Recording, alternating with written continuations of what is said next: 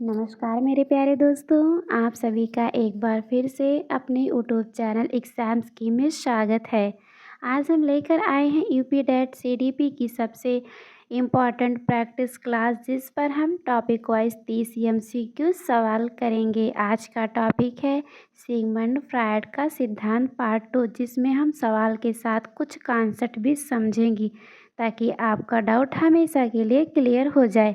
अगर आप इस चैनल पर नए हैं तो सब्सक्राइब करें, बेल आइकन को प्रेस कर लें, जिससे आपको नई वीडियो की जानकारी मिलती रहे। चलिए शुरू करते हैं आज का पहला क्वेश्चन। फ्रायड के अनुसार स्थलाकृति सिद्धांत में मन की संरचना में निम्नलिखित में से क्या शामिल है? इसका सही आंसर है बी, कॉन्शियस या सबकॉन्शियस या अनकॉन्शियस। स्थलाकृति सिद्धांत में मन को 3 भागों में बांटा गया: चेतन, अर्धचेतन और अचेतन। चेतन में वह जानकारी होती है जिसे हम तुरंत महसूस कर सकते हैं। अर्धचेतन में वह जानकारी होती है जिसे थोड़े प्रयास से याद किया जा सकता है। अचेतन में दबी हुई इच्छाएं और स्मृतियां रहती हैं। अगला क्वेश्चन है, फ्रायड के गत्यात्मक संरचना के तत्व क्या हैं? इसका सही आंसर है बी, ईड या ईगो या सुपर ईगो। गत्यात्मक संरचना में ईड या ईगो या सुपर ईगो शामिल है। ईड तत्कालिक सुख की खोज करता है, ईगो वास्तविकता के अनुरूप संतुलन बनाता है, सुपर ईगो नैतिकता और आदर्शों का प्रतिनिधित्व करता है। अगला क्वेश्चन है, स्वमोह का क्या अर्थ है? जैसा कि फ्रायड के सिद्धांत में वर्णित है। इसका सही आंसर है सी, अपने आप से प्रेम करने तथा अपने आप में मस्त रहने की क्रिया। स्वमोह का अर्थ है व्यक्ति का स्वयं में अत्यधिक प्रेम। यह प्राथमिक बचपन की अनुभव से जुड़ा होता है। बच्चे का ध्यान खुद पर केंद्रित होता है और वह बाहरी दुनिया की तुलना में स्वयं में अधिक रुचि लेता है। स्वमोह का संतुलन और मार्गदर्शन विकास के लिए आवश्यक है। अगला क्वेश्चन है, फ्रायड के सिद्धांत में लड़कों का अपनी माँ के प्रति प्रेम और पिता से जलन किस ग्रंथि से संबंधित है? इसका सही आंसर है सी, ओडिपस ग्रंथि। ओडिपस ग्रंथि में लड़के अपनी माँ के प्रति आकर्षित होते हैं, साथ ही पिता को प्रतियोगी मानकर जलन महसूस करते हैं। यह 3 से 6 वर्ष की लैंगिक अवस्था का हिस्सा है। यही समाधान से स्वास्थ्य, यौन और सामाजिक पहचान बनती है। अगला क्वेश्चन है, फ्रायड के सिद्धांत के अनुसार लड़कियों का अपने पिता के प्रति प्रेम और माँ से जलन किस ग्रंथि से संबंधित है? इसका सही आंसर है बी, इलेक्ट्रा ग्रंथि। इलेक्ट्रा कॉम्प्लेक्स लड़कियों में विकसित होता है। इसमें वे अपने पिता को पसंद करती हैं और माँ से प्रतिस्पर्धा महसूस करती हैं। यह 3 से 6 वर्ष की उम्र लैंगिक अवस्था में आता है। सही मार्गदर्शन से बच्चों का सामाजिक और यौन विकास संतुलित होता है। अगला क्वेश्चन है, मनोलैंगिक विकास सिद्धांत में कुल कितनी अवस्थाएं हैं? इसका सही आंसर है बी, 5। फ्रायड ने 5 मुख्य अवस्थाओं की पहचान की। पहली थी मुखीय, दूसरी थी गुदीय और तीसरी लैंगिक, चौथी सुप्त और 5वीं जननांगीय। हर अवस्था में कामुक ऊर्जा का केंद्र अलग होता है। इन चरणों का क्रमिक विकास व्यक्ति के व्यक्तित्व को आकार देता है। संतुलन न होने पर मानसिक और सामाजिक समस्याएं उत्पन्न हो सकती है। अगला क्वेश्चन है, फ्रायड के अनुसार मौखिक अवस्था की अवधि क्या है? इसका सही आंसर है सी, जन्म से 1 वर्ष। मुखीय चरण में जन्म से 1 वर्ष तक होता है। इसमें बच्चा मुंह के माध्यम से सुख और संतोष प्राप्त करता है। स्तनपान और चूसने की क्रियाएं मुख्य होती हैं। संतुलन न होने पर व्यक्तित्व में निर्भरता या आश्रितता देखी जा सकती है। अगला क्वेश्चन है, मनोलैंगिक सिद्धांत में गुदीय अवस्था की अवधि क्या है? इसका सही आंसर है बी, 1 वर्ष से 3 वर्ष। गुदीय चरण 1 वर्ष से 3 वर्ष की आयु में आता है। इसमें बच्चा मल त्याग, नियंत्रण और अनुशासन सीखता है। शिक्षा का तरीका बच्चे के व्यक्तित्व को प्रभावित करता है। सख्ती से प्रशिक्षण कठोरता या ढीलापन अव्यवस्था पैदा कर सकता है। अगला क्वेश्चन है, लैंगिक अवस्था की अवधि क्या है? इसका सही आंसर है बी, 3 से 5 वर्ष। लैंगिक चरण 3 से 5 वर्ष की उम्र में होता है। इसमें बच्चा माता पिता के प्रति आकर्षण और जलन अनुभव करता है। ओडिपस और इलेक्ट्रा कॉम्प्लेक्स इसी समय विकसित होते हैं। सही मार्गदर्शन से सामाजिक और यौन पहचान का विकास होता है। अगला क्वेश्चन है, फ्रायड की सुप्त अवस्था की अवधि क्या है? जब बच्चा स्कूल जाने लगता है। इसका सही आंसर है सी, 5 से 10 वर्ष। सुप्त अवस्था 5 से 10 वर्ष में होती है।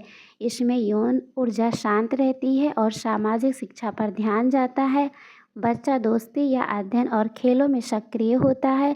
रक्षात्मक युक्तियाँ और नैतिक मूल्य इस समय विकसित होते हैं। अगला क्वेश्चन है, मनोलैंगिक सिद्धांत में 12 वर्ष के बाद की अवस्था कौन सी है? इसका सही आंसर है सी, जननांगीय अवस्था। 12 वर्ष के बाद बच्चा जननांगीय अवस्था में प्रवेश करता है। इसमें यौन परिपक्वता और सामाजिक रिश्तों में रुचि बढ़ती है। युवा अपनी पहचान और लैंगिक आकर्षण का अनुभव करता है। संतुलन विकास से स्वस्थ वयस्क जीवन बनता है। अगला क्वेश्चन है, मौखिक अवस्था में कामुकता का केंद्र क्या होता है? इसका सही आंसर है सी, मुख। मौखिक अवस्था में सुख का केंद्र बच्चा का मुंह होता है। स्तनपान या चूसना और भोजन लेना मुख्य गतिविधियां हैं। इस अवस्था में संतोष और निर्भरता के अनुभव बनते हैं।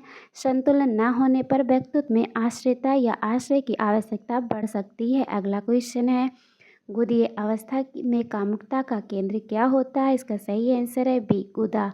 गुदीय चरण में सुख का केंद्र गुदा है। बच्चा मल त्याग और नियंत्रण सीखता है। शिक्षा की पद्धति बच्चे के अनुशासन और व्यक्तित्व को प्रभावित करती है।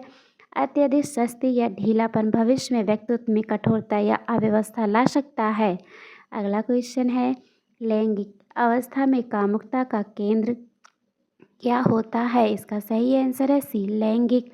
इस अवस्था में यौन अंग सुख का मुख्य केंद्र होते हैं।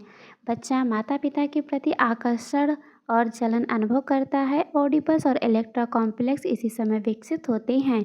सही मार्गदर्शन से सामाजिक और यौन पहचान संतुलित होती है। अगला क्वेश्चन है, मुख्य अवस्था का मुख्य विकास क्या होता है? इसका सही आंसर है सी, स्तनपान छुड़वाना। मुख्य अवस्था में स्तनपान या चूसने की आदत प्रमुख होती है। यह बच्चा के जीवनी विकास और भरोसे का आधार बनती है। संतुलन से आत्मनिर्भरता और आत्मसंतोष विकसित होते हैं। अत्यधिक या अपर्याप्त संतोष भविष्य में व्यक्तित्व पर असर डाल सकता है। याद रखिए, पेपर में से 30 में से 1-2 सवाल सीधे रिपीट हो सकते हैं। वीडियो को लाइक करें और शेयर करें और सभी स्टडी ग्रुप में भी शेयर करें। अगला क्वेश्चन है, गुदीय अवस्था का मुख्य विकास क्या है? इसका सही आंसर है बी, मलमूत्र विसर्जन प्रशिक्षण। इस अवस्था में बच्चा मलमूत्र विसर्जन का नियंत्रण सीखता है। सही प्रशिक्षण अनुशासन और आत्मनियंत्रण सिखाता है। यदि अत्यधिक कठोरता से भविष्य में कठोरता और उग्रता आ सकती है। ढीलापन आत्म अनुशासन की कमी पैदा कर सकता है। अगला क्वेश्चन है, किस अवस्था में ओडिपस और इलेक्ट्रा ग्रंथि का समाधान होता है? इसका सही आंसर है सी, लैंगिक अवस्था। ओडिपस और इलेक्ट्रा कॉम्प्लेक्स लैंगिक अवस्था में विकसित होते हैं। इसमें बच्चा माता पिता के प्रति आकर्षण और जलन का अनुभव करता है। सही समाधान से सामाजिक और यौन पहचान मजबूत होती है। असंतुलन से भावनात्मक और नैतिक समस्याएं उत्पन्न हो सकती हैं। अगला क्वेश्चन है, रक्षात्मक युक्तियों की उत्पत्ति किस मनोलैंगिक अवस्था का मुख्य विकास है? इसका सही आंसर है सी, सुप्त अवस्था। सुप्त अवस्था में यौन ऊर्जा शांत होती है। बच्चा सामाजिक और बौद्धिक गतिविधियों में व्यस्त रहता है। रक्षात्मक युक्तियाँ अवचेतन मन की रक्षा के लिए विकसित होती हैं। ये युक्तियाँ तनाव और संघर्ष के संभालने में मदद करती है। अगला क्वेश्चन है, जननांगीय अवस्था का मुख्य विकास क्या है? इसका सही आंसर है डी, लैंगिक परिपक्वता। जननांगीय अवस्था 12 वर्ष के बाद होती है। इसमें व्यक्ति और यौन परिपक्वता प्राप्त करता है। सामाजिक या भावनात्मक और यौन संबंधों को समझ विकसित होती है। संतुलित विकास से स्वस्थ वयस्क पहचान और अंतरंग संबंध बनते हैं। अगला क्वेश्चन है, फ्रायड के स्थलाकृति सिद्धांत में अचेतन मन का क्या अर्थ है? इसका सही आंसर है सी, मन का वह हिस्सा जहाँ दमित इच्छाएं रहती हैं। अचेतन मन में दबी इच्छाएं और स्मृतियां रहती हैं। ये विचार सीधे चेतना में नहीं आते, लेकिन व्यवहार को प्रभावित करते हैं। सपने और फ्री एसोसिएशन तकनीक इसे उजागर कर सकते हैं। व्यवहार और भावनाएं अक्सर इसी अचेतन प्रभाव से बनती हैं। अगला क्वेश्चन है, मनोलैंगिक विकास सिद्धांत के प्रवर्तक कौन है? इसका सही आंसर है सिगमंड फ्रायड। सिगमंड फ्रायड ने साइको सेक्सुअल डेवलपमेंट थ्योरी प्रस्तुत की। इन्होंने 5 अवस्थाओं का विवरण दिया, मुख्य से जन्नांगीय। उनका सिद्धांत व्यक्तित्व और मनोवैज्ञानिक विकास को समझने में मदद करता है। फ्रायड का योगदान आधुनिक मनोविज्ञान में महत्वपूर्ण माना जाता है। अगला क्वेश्चन है, फ्रायड के गत्यात्मक संरचना में ईड किस सिद्धांत पर कार्य करता है? इसका सही आंसर है सी, सुख सिद्धांत। ईड मन की वह संरचना है जो तुरंत सुख चाहती है।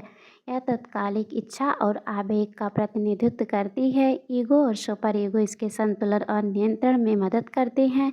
संतुलन न होने पर आवेगपूर्ण व्यवहार दिखाई दे सकते हैं। अगला क्वेश्चन है, फ्रायड की वह अवस्था जिसकी अवधि 5 से 10 वर्ष है और उसमें कामुक ऊर्जा शांत रहती है, क्या कहलाती है? इसका सही आंसर है सुषुप्त अवस्था। सुप्त अवस्था 5 से 10 वर्ष की आयु में होती है। इसमें यौन ऊर्जा कम सक्रिय रहती है। बच्चा सामाजिक और बौद्धिक गतिविधियों में अत्यधिक व्यस्त रहता है। रक्षात्मक युक्तियाँ और नैतिक मूल्य इस पर विकसित होते हैं। अगला क्वेश्चन है, स्कूल जाने लगता है या विवरण फ्रायड की किस अवस्था से जुड़ा है? इसका सही आंसर है बी, सुप्त अवस्था। सुप्त अवस्था में बच्चा स्कूल जाना शुरू करता है।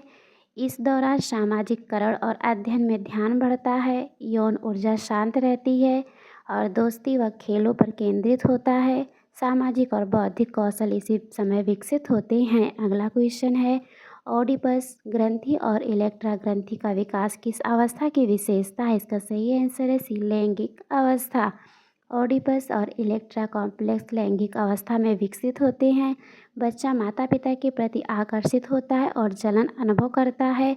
सही समाधान से सामाजिक और यौन पहचान मजबूत होती है। असंतुलन से भावनात्मक और नैतिक समस्याएं हो सकती हैं।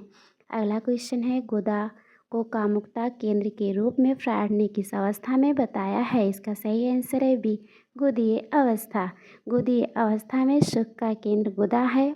बच्चा मल विसर्जन पर नियंत्रण सीखता है या अनुशासन या धैर्य और आत्मनियंत्रण विकसित करता है। अत्यधिक सस्ती या ढीलापन भविष्य में व्यक्तित्व पर प्रभाव डाल सकता है। अगला क्वेश्चन है, मनोलैंगिक अवस्थाओं का सही कालानुक्रमिक क्या क्रम है? इसका सही आंसर है सी, मुखीय, गुदीय, लैंगिक, सुप्त, जननांगीय। सही क्रम है मुखीय, गुदीय, लैंगिक, सुप्त, जननांगीय। हर अवस्था में अलग केंद्र और विकासात्मक कार्य होता है। क्रमिक विकास से संतुलित व्यक्तित्व बनता है। असंतुलन से मानसिक और सामाजिक समस्याएं उत्पन्न हो सकती हैं। अगला क्वेश्चन है, 1 वर्ष की अवस्था में बच्चा का मुख्य विकासात्मक कार्य स्तनपान छुड़ाना किस अवस्था का हिस्सा है? इसका सही आंसर है सी, मुखीय अवस्था। मुखीय अवस्था जन्म से 1 वर्ष तक होती है। स्तनपान और चूसने की क्रियाएं मुख्य स्रोत है। संतुलन से भरोसे और आत्मनिर्भरता विकसित होती हैं। असंतुलन से निर्भरता या आत्म केंद्रित व्यवहार बन सकता है। अगला क्वेश्चन है, फ्रायड के स्थलाकृति सिद्धांत में सबकॉन्शियस या अर्धचेतन मन को क्या कहा गया है? इसका सही आंसर है सी, सबकॉन्शियस। अर्धचेतन मन वह है जिसे थोड़े प्रयास से याद किया जा सकता है या चेतन और अचेतन के बीच का माध्यम है। यह जानकारी और अनुभव को संग्रहित करता है। व्यवहार और निर्णय इसका प्रत्यक्ष प्रभाव होता है। अगला क्वेश्चन है, मनोलैंगिक विकास की किस अंतिम अवस्था में लैंगिक परिपक्वता आती है? इसका सही आंसर है सी, जननांगीय अवस्था। जननांगीय अवस्था 12 वर्ष के बाद होती है, जिसमें यौन परिपक्वता और सामाजिक संबंधों की समझ विकसित होती है। व्यक्ति अपनी पहचान और अंतरंग संबंधों को समझता है। संतुलित विकास से स्वस्थ वयस्क जीवन और अंतरंग संबंध बनते हैं। तो दोस्तों, ये थे आज के CDP 30 सीडीपी सवाल कमेंट बॉक्स में बताएं कि आपने कितने सही किए। और अगली क्लास में हम सीडीपी के अगले टॉपिक के सवाल करने वाले हैं, इसीलिए चैनल को सब्सक्राइब कर लें, बेल आइकन को दबा दें ताकि वीडियो की जानकारी आपको जल्द ही मिल जाए। और हाँ दोस्तों, अगर आप लोगों ने इसका पार्ट 1 नहीं देखा तो उसको ज़रूर देखिएगा और कमेंट बॉक्स में बताइएगा कि आपने कितने सही किए। चलिए मिलते हैं कल, तब तक के लिए बाय बाय, नमस्कार।